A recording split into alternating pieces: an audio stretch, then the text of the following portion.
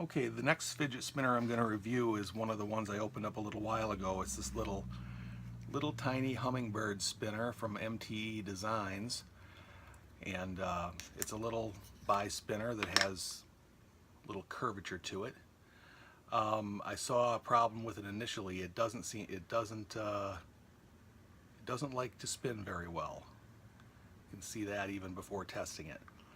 So what I'm probably going to do with this one is test it with the bearing it has in it, and then maybe try to switch the bearing and see if I can get it to go better, because I for some reason like to do that. But it seems like a pretty cool little bi-spinner, but I think we're going to have a problem with the bearing on this one, so stay tuned.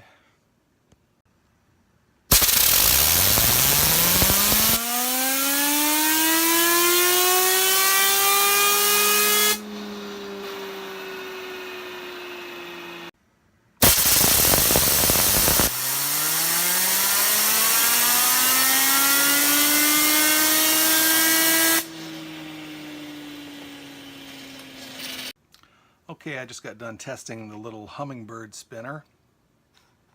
As I expected, it didn't have a very good bearing in it.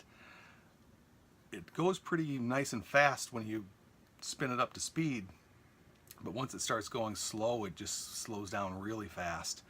It only got an average spin time of 1 minute and 26 seconds, which is really pretty bad.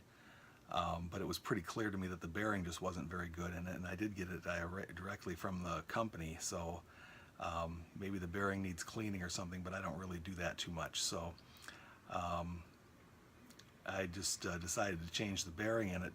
The original score it got was a 4.2, which is kind of a yawn. The appearance, I gave it a 7, which is pretty good appearance. I'm not quite sure why they call it the Hummingbird, except maybe it's just kind of shaped like a hummingbird.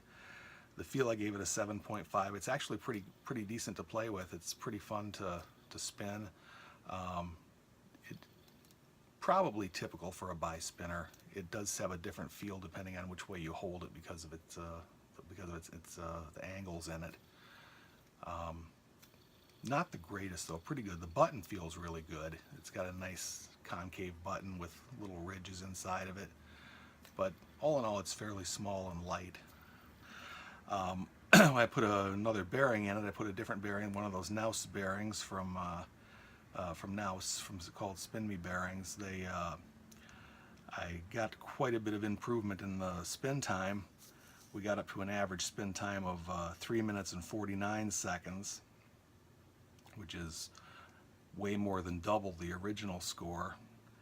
And with that bearing, it did matter a little bit how it was held. It was a little bit slower, a little bit shorter vertically than horizontally, but all in all it got a much better spin time. So the score went up from a 4.2 up to a 5.36, which is kind of average. So basically I'm giving it an average score, and the cost of it was $60 on got it directly from the company. You can also get it from Etsy.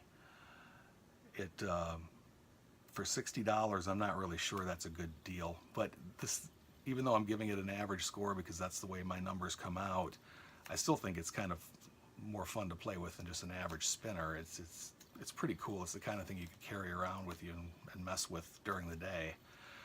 So generally I kind of like it better than average, but it gets an average score.